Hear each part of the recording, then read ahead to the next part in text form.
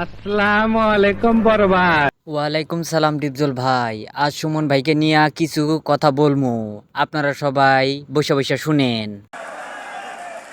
তো সুমন ভাই, আপনি কোথায়? আপনি কি দেশ ছেড়ে পালাইছেন?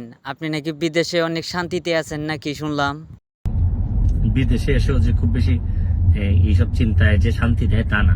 কিছু অশান্তি নিয়ে মনে হয় বাকি জীবন পর্যন্ত, একেবারে কবর পর্যন্ত এরকম অশান্তি নিয়ে যেতে হবে। হ্যাঁ ভাই, যেতে তো হবেই। 2 দিনের এমপি হয়ে খুব ফালাফালি করছো।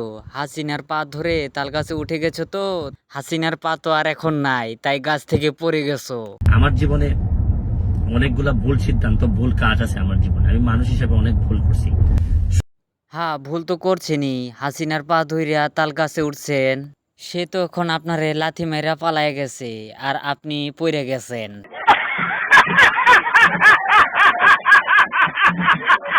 আর আপনি তো বলছিলেন আপনার বলে অনেক সাহস, তো আপনি দেশ ছেড়ে পালাইবেন না, তো এখন দেশ ছেড়ে পালাইছেন কেন?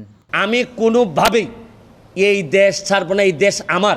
হ, তোর বাপের দেশ তাই না? চাপা মারা সব সময় চলে না। मजा नहीं आ रहा है।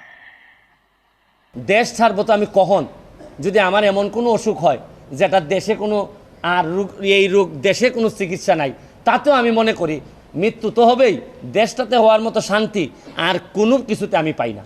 আহারে সুমন ভাই, আর কত চাপা পিটাইবে? আপনার চাপা শুনতে শুনতে আমার জীবন শেষ। আর জনগণ তো আপনার চাপা শুই না কি কইতাছে দেখেন। দেশে আসো ভাতিজা, জনগণের পক্ষ থেকে আপনার জন্য বলে সিন্নি ব্যবস্থা করছে। ভাই আমি জিলাপি একবারও পাইনি, ও দুইবার জিলাপি নিয়ে এসেছি। ভাই আপনি আর মন খারাপ করেন না, সুমন ভাই দেশে আসুক, আপনার জন্য অনেক জিলাপির ব্যবস্থা করা হইব। মনে রাখবেন, প্রকৃত আদর্শের একটা মানুষ কোনোদিন তার আদর্শের মানুষকে এই বিপদে রেখে, ক্রাইসিস মোমেন্টে রেখে যাইতে পারে না।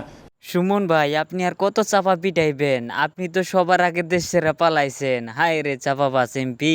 যারা যায় এরা কোনোদিনই কারো লোক ছিল না।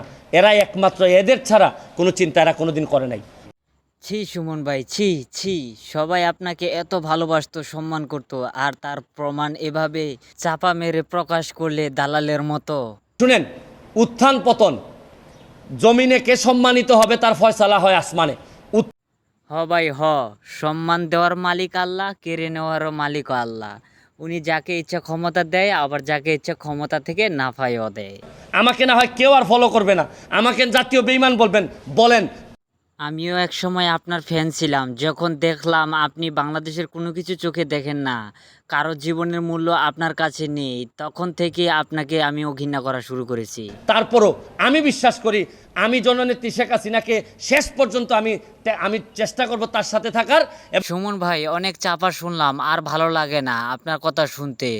শুধু দালাল দালাল গন্ধ করে। যান, আপনার কথাই আর শুনবো না। আল্লাহ হাফেজ।